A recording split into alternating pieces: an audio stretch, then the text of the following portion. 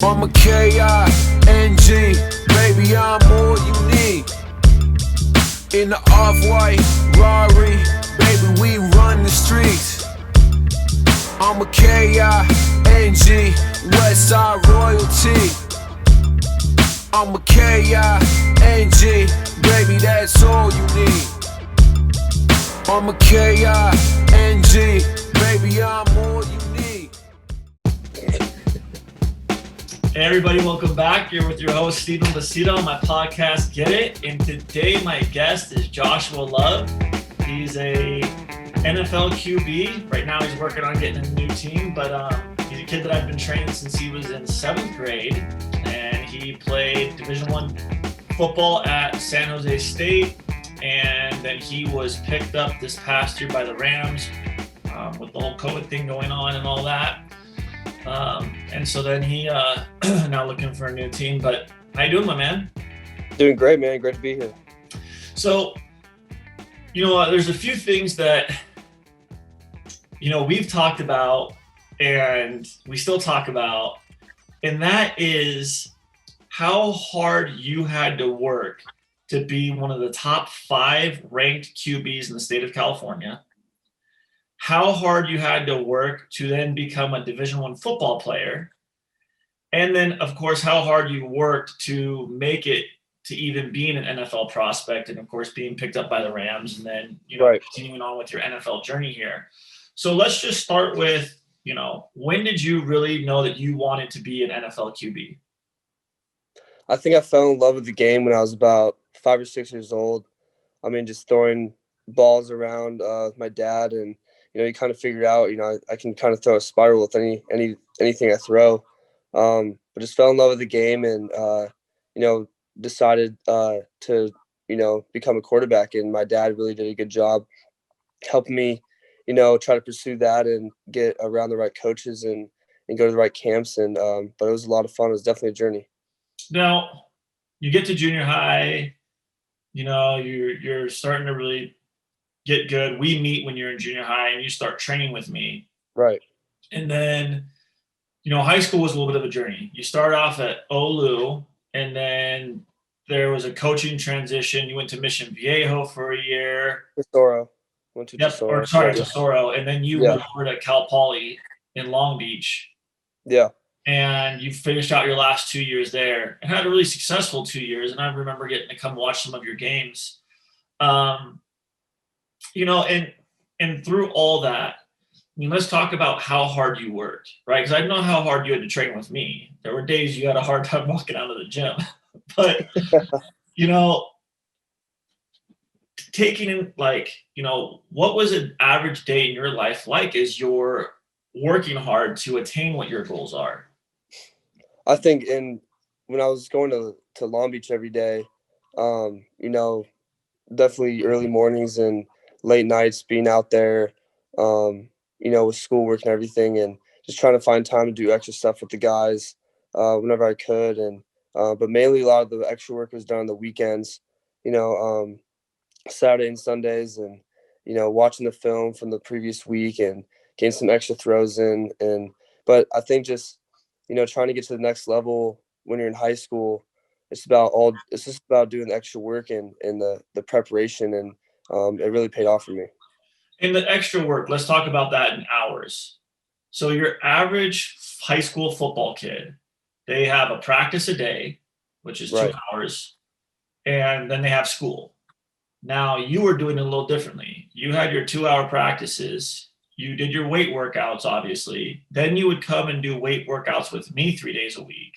Right. To coordinate what you're doing with your school program and then what we were doing, so you weren't doing any of the same things. And then, like you said, like all these other little things that a lot of people just don't do. And you were doing all those things so that you could give yourself the extra advantage or competitive advantage, if you want to say it that way. So how many hours extra do you think you were putting in over kind of the average high school kid at that point? I think double the amount of time I was with the team. I think too, you have to have the mindset of you're competing with people at all times. I mean, whether it's in school, academically, whether it's on the field, all the time you're always competing with people. But if you have that mindset of, I want to be the very best at what I do, and no one can stop me, I think you go very far. And then, let's get into your journey getting even into Division One football, because that was a journey met with a lot of speed bumps as Yeah. well.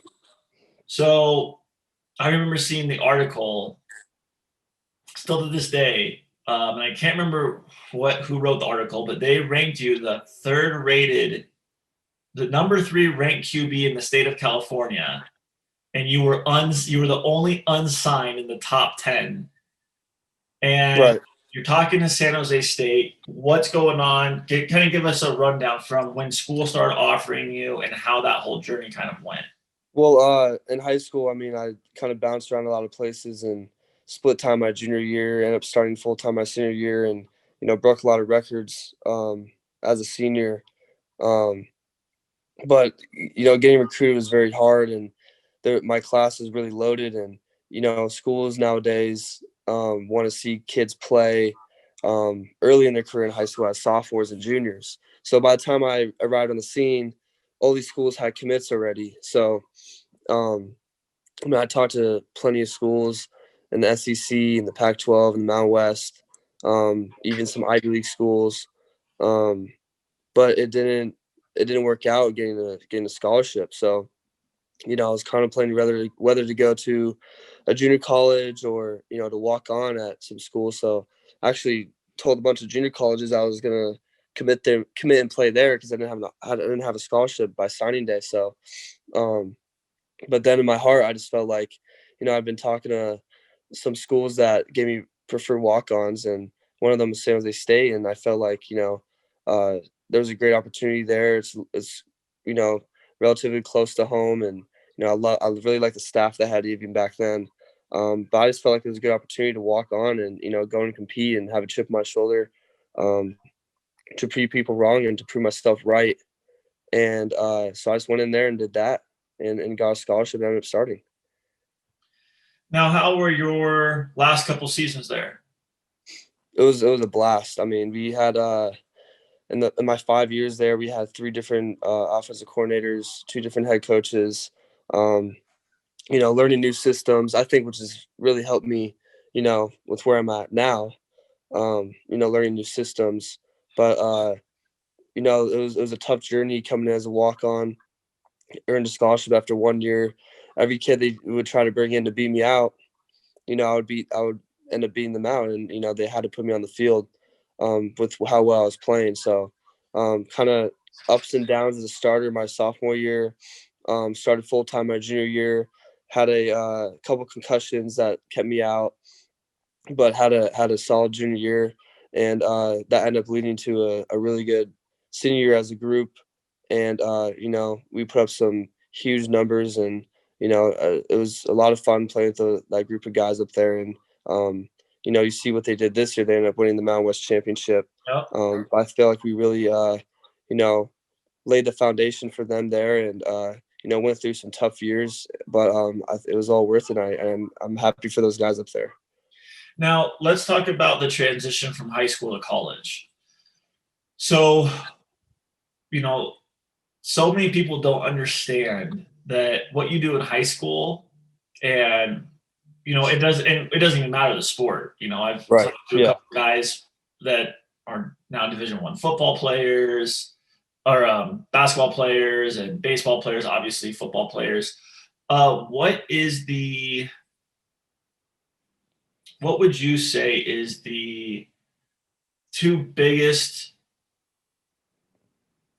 transition things that you had to get used to from being a high school football player to now being a Division One football player? I think I kind of felt it in high school, but I mean, being away from home. I mean, growing up in Mission Viejo and going to high school in Long Beach, but being away from your family a lot. That was, that was still kind of hard transition, but you had to grow up pretty fast, and um, but I think that's one thing. But I think the speed of the game quickens up a little bit. I think high school really prepared me for that. Playing in a very tough division down here in SoCal with the Trinity League teams like Mater Dei, St. John Bosco, Paulie's out there.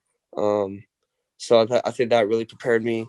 And two, growing up, my dad always put me playing with the best players against the best players. So I feel like I had a really good competition growing up, and that just led to an easier transition to college. But still, the game, gets tighter and tighter.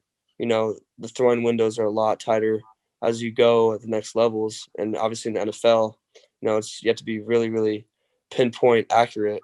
But that's what I would probably say is just the speed of the game. And then what was the time commitment difference?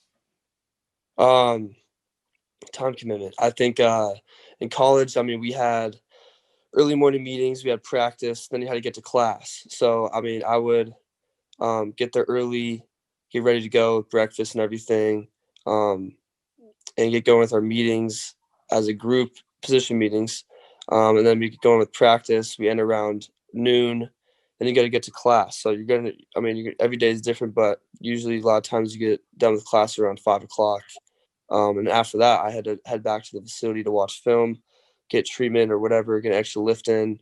And that's the other thing too. You have to schedule a lift. So, especially my senior year, I was really flexible. They would actually let me come in and lift on my own because I was spending so much time in the facility, watching film and preparing with some of the coaches. But a lot of times, I would never be at my house until I had to go to bed. I would be there all day long, preparing and taking care of any schoolwork I had. And but it was a blast. I love watching film and just being in the gym whenever I can as well. But yeah, definitely. You have to really prepare for your next opponent, every single day because college is so competitive. We would I would be ahead the next day. I would be ahead for the next day's meetings by what I did the day before.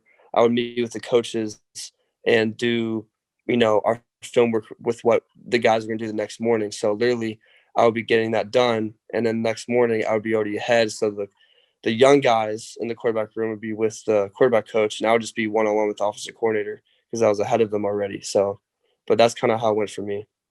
And, so people understand, this is a full-time job. Yeah, for sure. Collegiate athlete, you're going from high school where it's a lot of just more fun, and then you're going into college, and it's now these guys are getting paid big money, Yeah, and it's a full-time job, man. You're trying to. Yeah. It's a business. Right, definitely. So then let's talk about you finish your senior year. You're getting talked to now. You've been put on projection boards for getting drafted. Obviously, you throw your name in the ring there, and so the draft day comes, and it's what the NFL draft is 3 days. Yeah, it's 3 days. So April, and it was COVID, and I remember wanting to come hang out with you, and of course, we couldn't do it. So watching the draft on TV with your family and kind of hanging out. Now you knew you were going to be on the back end of the draft. So did you watch the first couple of days, or did you just wait till the last day? I did watch the first couple of days to kind of see who's getting picked up, and but I was definitely a third day guy, and I had familiarity with what teams are really, really interested. So kind of had an idea where I was going to go. Late round guy to undrafted. So that's kind of where I was at. So you get picked up by the Rams. Yep. And then we start working out again together because nothing's going on because of COVID. Yeah, you open up the gym. We won't mention where. So we open up the gym, we start training, which even then, for people to understand. So when this was all going down and we started working out again, everything was on the low. I owned a successful gym business, which at this point I had to close. I had to sell everything. And so I'm training a lot of my athletes because I have a lot of athletes that are Division I athletes now. So I'm training them at my home gym in my garage. You had the mask, you had the gloves. We're good to go. I had the mask, I had the gloves, I had the clean supplies. And then I also had a small private gym I had access to that I was paying for, which is where we met mostly at the time. And so we're training, and during that time, there was a lot of quietness and unsureness, right? And we were Yeah, joking yeah. about how you weren't getting paid yet, and I can't remember if I was having Zoom meetings at that time with McVeigh. I can't remember if we're at that point yet. it was a little bit after we had started training again and keeping you ready Yeah. to rock and roll. So once things actually start picking up, and then you started having to go out to Thousand Oaks in LA every day, so now that you're in facilities, you're actually with players, you're practicing, you're doing things. What was that like for you? The first couple weeks they had us in a hotel out there, mainly with rookies. And we literally the first week we didn't do anything in person. We were literally still doing Zoom meetings in the hotel. I started meeting some of the guys and trying to get work in on local fields out there. But we literally could not be in the facility yet. We would be tested and just come right back to the facility or to our hotel. So, I mean, everything is so much different than what I expected. And actually, this is kind of funny, but I remember the first hotel we're actually in. They kind of put us in a low end hotel, which is actually really funny for being in the NFL. They put us in this low end hotel, and I think it was like a halfway house. That shit was crazy. I swear. You saw, people. I mean, people were living in there, doing some crazy stuff. We had our team cop, living on my floor. I remember my first night there. Someone on the front desk called my room at like 3 a.m. Pressing me, saying I had a dog in my room, barking. It's like, no, I didn't have a dog. Then the team cop had to come. The team cop went to a couple other guys, thinking that there was a dog, because I guess you weren't allowed to have dogs. But and then there's like a girl. I remember there was a girl running around the hotel that was like missing, and actually ended up helping her with some lady. I was like, where's your mom at? And we end up getting someone to come to where she's supposed to be. She's actually locked out of her room, and her mom was passed out in the hotel room. So literally, all this stuff's going on, and some other guys saw some stuff as well. Communicated with the team cop, and then they talked to Les Snead, the GM, and said, "You got to get these guys out of here." So we ended up going to a really nice hotel, in Westlake Village. But it was just like it's like we're in the NFL, and we're in this spot that I would never expect to be at, and you're sitting here just doing Zoom meetings still. It was just a very, very weird time. Nothing I would expect to be experiencing in the NFL, but And then that was kind of showed how different everything was. Right, and then you guys are transitioning now to practices and stuff, and you were on.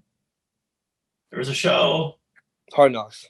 Yes, you're on Hard Knocks. Now, in full disclosure, I haven't even been able to watch it yet, and I know that no. I just haven't had a chance. Yeah. Because of course now so Hard Knocks started filming you guys. What month was that? It was right when we got there. So, I remember, just before we started practicing, everybody had everything set up, and That was there's cameras really everywhere. Was it August or was it July that they started filming? It was July. Okay, so you're in July. You're now. We've actually stopped training because you're now with your team, the Rams. Yeah. And you're doing your thing. I then had an offer. So of course I live in Costa Mesa, Newport Beach area. Get an offer for a job in the greater Denver area of Colorado. So now I'm, at this point I've had to close 2 businesses. My training business is mostly closed, and then my basketball club is for the most part suspended still. So I move out. So now I've got like a couple of weeks, I think 3 weeks to organize moving a pregnant wife, 4-year-old daughter, just turned 4, 2 big dogs, and Yeah. we're moving Crazy. from Southern California to Denver, Colorado. So you start filming and you're doing your thing, and I'm wrapping up like my businesses, making sure my basketball club is still, getting all my stuff squared away there because now I have to operate it like my home chapters because I have chapters in a few different places, but Right. I'm having to operate my home chapters remotely. Um, Still trying to figure out the gym stuff, and I have one coach that's working for me, so trying to still keep that going. And then moving across the country and then starting a brand new career essentially, which was short lived due to COVID. And then you're doing your thing, and I find out because of that show, I find out, man, how many weeks were you with the organization before they released you? I mean, I was there all off season since April, and then I got let go end of August, early September. And the season started like a week later. Yeah, season started like a week later. So you were the last guy that was put on waiver? I was one of the last guys. Yeah, I just didn't make the final cuts. So I find that out because one of my buddies saw obviously saw our post, right? The post that I made, Yeah. out and I posted, stuff on social media. Yeah. So he's like, "Hey man, your boy just got cut on Hard Knocks." There's actually a lot more to that. So with what they let's show. talk about that. So let's talk about that. I mean, camp was tough. I mean, we go in there and rookies. We jump right in, and you're thrown. You literally learn the offense. The off season, with the Zoom meetings, and then when you get there, I was doing stuff too as well with Jared would have a play run practice. Luckily, I mean, I'm in SoCal already, so I would go to the play run practices and stuff. But that actually helped me a lot, with preparing and getting ready for camp. But when we get in camp and, they throw literally, because we didn't have anything, no mini camp in May. And, they throw the whole offense at you. And you just got to go. So literally, I was learning the offense and, wouldn't be getting any reps. And then literally I had, camp all up until the end of August, and we had a scrimmage in SoFi Stadium. That was the first reps I ever got. Literally, my first reps I ever got was in SoFi Stadium, going live. It was pretty crazy. So, I did well, and I thought I made some plays here and there, and I probably got like 10, 15 plays, and literally 2 days later I got cut. Unexpectedly. I mean, it's just a tough business, and I definitely know how to, have my mind set mentally going into it when I get to another team. And so really quickly so I know that you're going to be signing with another team soon, but let's talk about, and I know you can't say anything right now about that. Yeah. But you get let go from the Rams. How many teams contacted you? Because I mean, obviously we've had these conversations, but for people who have no idea, how many teams did you then talk to from when you got cut to where you're at now? Before making my agent's talking to teams constantly, and I've had a couple workouts with teams. When they fly you out and you quarantine for a couple of days. Flying you out so far. I don't want to talk about which teams yet. No, don't tell me the teams. Just how many? Oh, how many? Yeah. I mean, I've had my agent talks to the teams constantly. I would say like legit 4 or 5 teams that have shown legit interest. But I mean, he's constantly, checking in with teams about their situations and stuff like that. With the quarterback room. So. And you're still working out with NFL QBs because I see you always throwing with a lot of those guys, and you're friends with some of the guys too because you played with some of these guys in high school or college. Right, and and then in the off season too, getting ready for the draft, I trained down here with Jordan Palmer, and was actually with Burrow and another 2 guys that one got picked up by the Washington team. The other one got cut with the Titans as well. But I mean, always around guys who, you know, could spin it, and it's always good to see, you know, the best of them, and, you know, try to compete, and, you know, always have that mindset of, you know, you put in the work, you can freaking make it. So. Yep. So last question before we let you go here. So through this journey, through the junior high and the high school and the college and where you're at now, what would you say are the 2 highest points you've experienced at this point, and what were the 2 lowest points you've experienced so far? 2 highest points. I would say definitely my senior year, I got named Mountain West Player of the Year. You know, going through that whole journey in college of, you know, starting as a walk-on, and, you know, the ups and downs of starting, and, you know, coaching changes, and, you know, not having too many wins every season, but just that, you know, constant battle going up the summit, you know, Right. to be named Player of the Year in the conference, that was a big deal to me. And to know that I put everything I could out there in college. And then second, I would say, you know, getting the opportunity to live my dream out, you know, playing the NFL.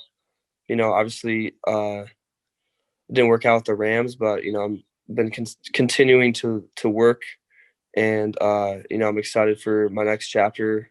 Hopefully get that done pretty soon here with the season coming to end. But my 2 lowest, I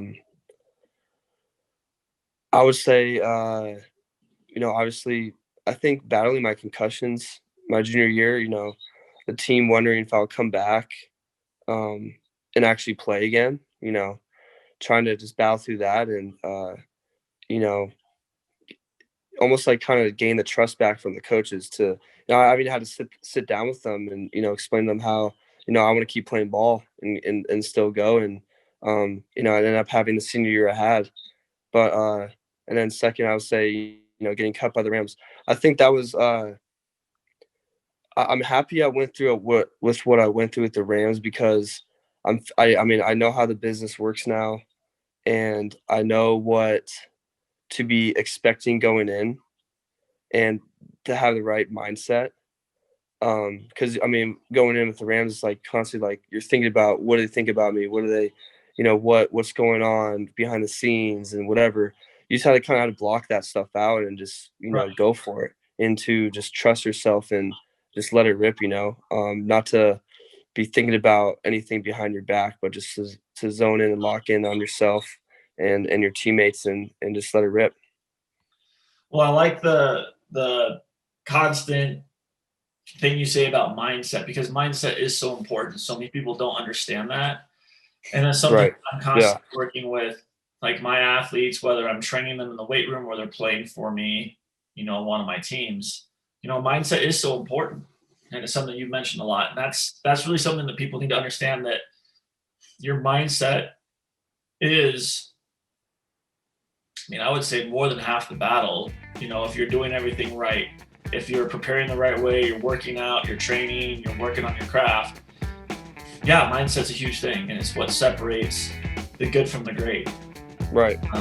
So definitely an important piece that you keep mentioning. But thank you, man. Listen, I really appreciate having you on, and I'm excited to see how the next part of your journey goes. And for all of our listeners, thank you, everybody, for joining us. You're with Stephen Basile on my podcast, Get It, and we'll look forward to seeing you guys again real soon.